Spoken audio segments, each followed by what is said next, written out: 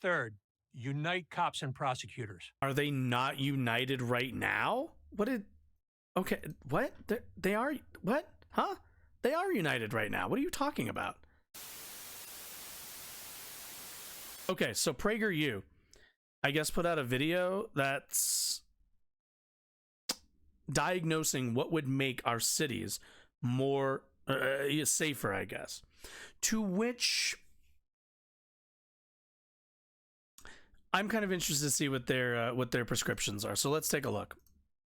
I'm intrigued. After 2 decades of relative peace, All right. violent crime has again become a major issue in the United States. Has it? In 2020, homicides rose by 30%, a record for a 1-year increase. In 2021 and 2022, homicides continue to climb, shattering records in several cities. We don't have to live this way. We don't Here have are to 4 live this practical way. solutions that will make our cities safer. Let's see. None of these solutions are theoretical. They're street tested and backed by rigorous studies. Street tested, bro. Let's see. Data reveals after trending downward since the early. Let's see. Do we have? Let's see. You can keep talking. They're constitutional and cost effective.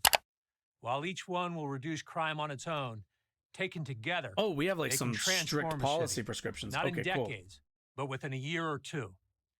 Here's what we need to do. First, target the power few.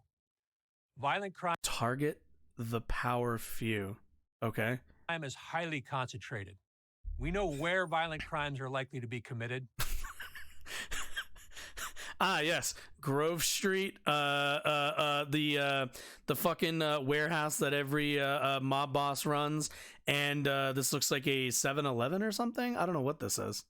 Drug houses, gang hangouts. Oh, that's what that is? A problem bar. A problem bar. Hotspot. So you mean dive bars? We need to get rid of dive bars. Dive bars are shady as fuck. We know when violent crimes are likely to be committed. At night, on weekends, and during the hot summer months.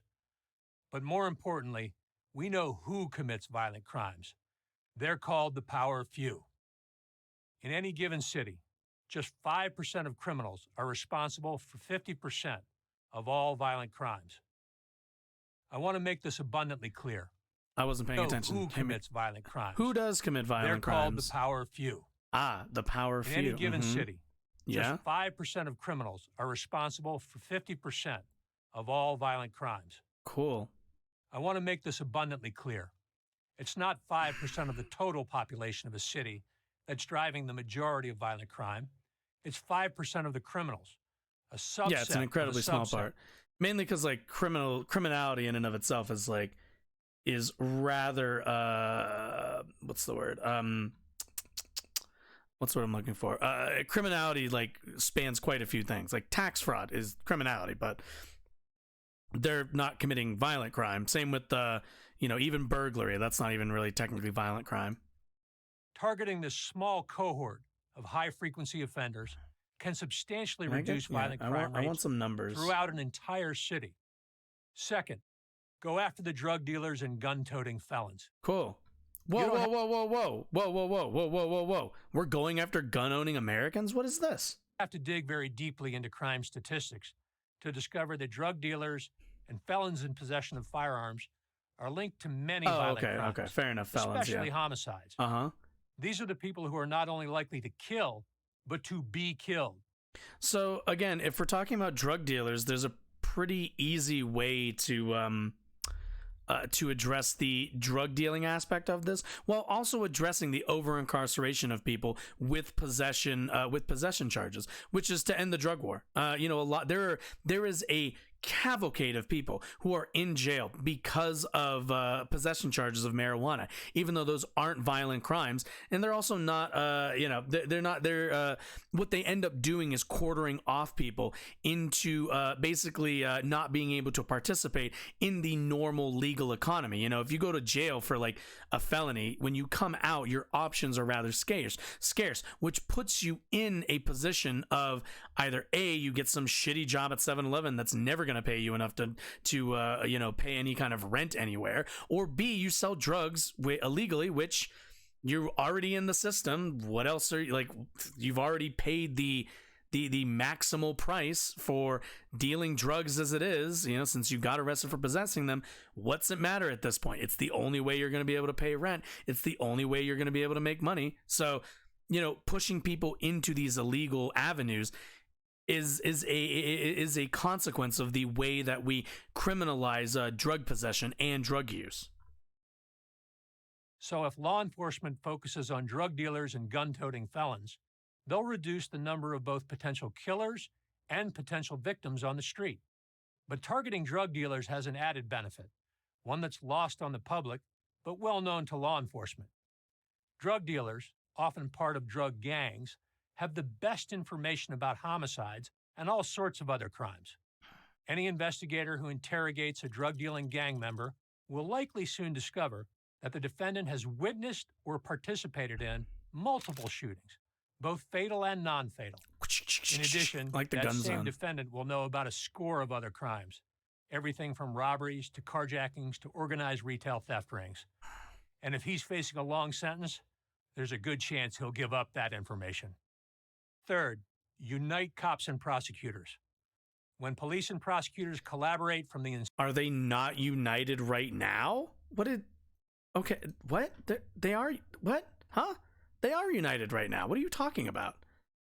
Inception of an investigation, good things happen. This is a concept known as vertical prosecution. Working as a team, police and prosecutors discuss targets, timing of arrests, and legal issues like whether a search warrant is required. Once the investigation is completed, the police remain involved at the trial stage, helping to determine the order of witnesses, trial themes, and even jury selection.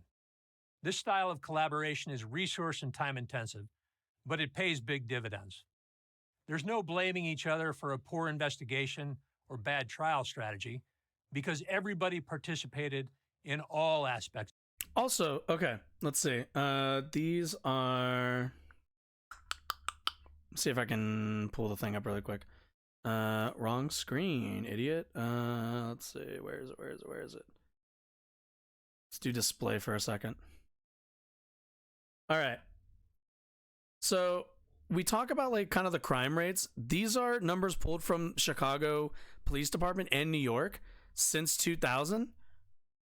This trend is going down. Like I understand that there's going to always be, upticks year over year. And there will be, but the trend is trending down, not up. So I'm never sure what people say when they're like, oh my God, like it's so like dangerous in the US, this or that. The crime rate is like, it's not like great. It's worse than a lot of other countries, but certainly I wouldn't say for our standards, it seems like violent crimes are actually going down a bit. Again, this doesn't include California, Los Angeles, which I'm sure has some staggering numbers, but at least New York and Chicago are frequent talking points. And it seems, even according to the police, their numbers are trending downward, not upward. Of the case. When the prosecutors and police work together, particularly in major cases like homicides, the cases are better investigated, legal errors are minimized, the system works as intended. In short, justice is done. On the other hand, and this seems to be happening more and more in America today, when the prosecutors and police are actively hostile towards one another, the only people who win are the criminals. Fourth, keep the bad actors in jail. Progressive politicians insist that the length of prison sentences plays no significant role in stopping crime. Most law enforcement officials strongly disagree. So who's right?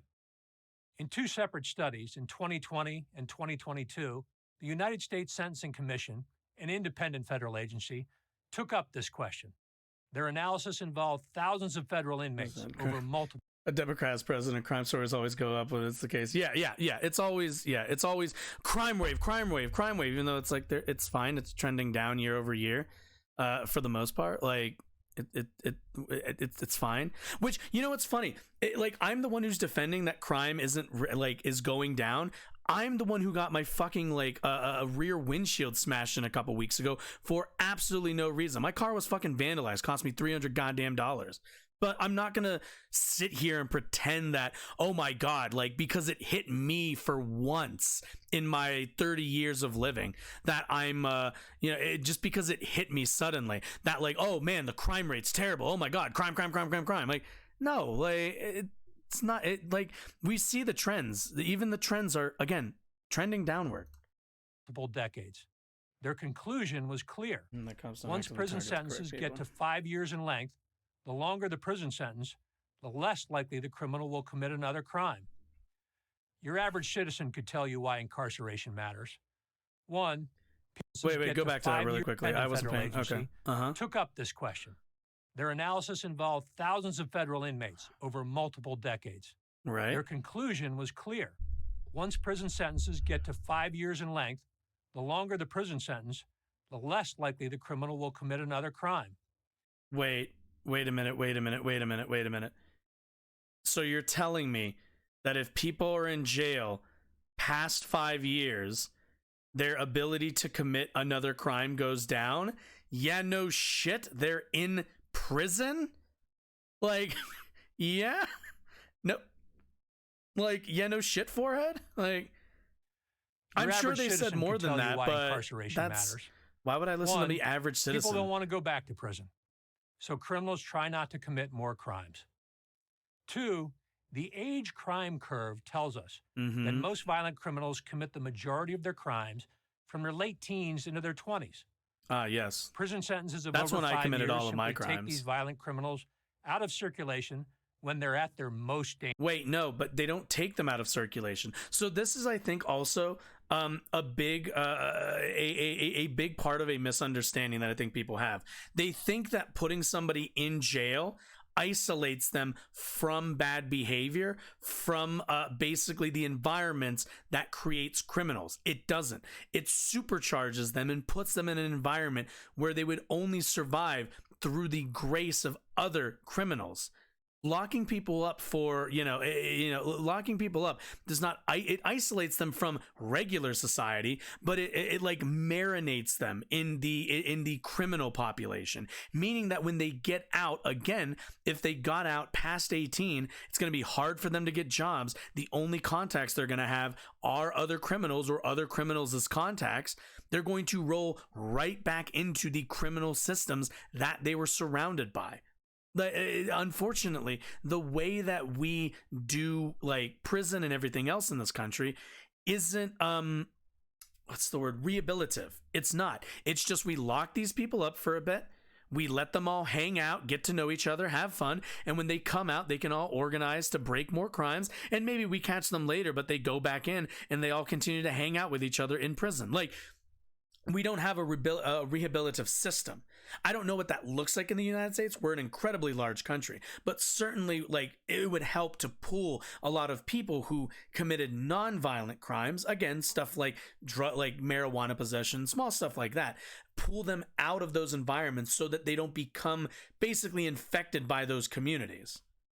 Dangerous. So let's review. Target the power few. Go after the drug dealers and gun-toting felons.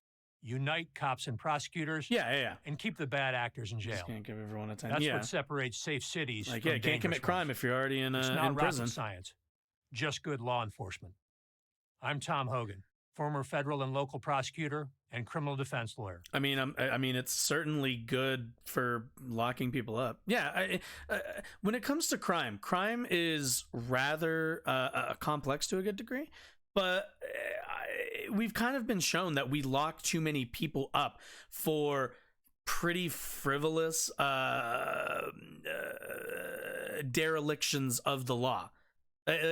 We're just way too ready and willing to lock people up. And again, I emphasize this, put them in a position where the only environment and the only people they're going to meet, get to know, and everything else are going to be other criminals. Like when you hang out, you hang out with criminals, that's the thing you're going to do. I worked at when I first graduated high school, I worked at a movie theater for about 5 years or so. And even though I left that industry, now as I'm older, I find myself back in that industry because it's the industry that I did a lot of growing as a worker in, right? And it's the exact same concept with people who go to jail. You go to jail at a certain age, spend a lot of time there, that kind of becomes your crowd. That becomes kind of the format that you understand for approaching life. So, when we do that and we don't rehabilitate these people, we don't give them ways, we don't allow them to get decent jobs. They all have shit options for jobs. So what do? Fuck, deal some fucking drugs. It's the only thing that's going to make you decent money. If it's the only thing that's going to get you housing, it's the only thing you're going to do. You're not going to make the decision to take a shitty job and never afford housing over an illegal job that will give you housing. You ride the boat as far as it'll go. But the thing that they tell, like at the end of all YouTube videos where they tell you to like click on one of these like things to watch more videos. Yeah, I've been meaning to film one of those. So that's what I was doing. I was just setting it up to film one.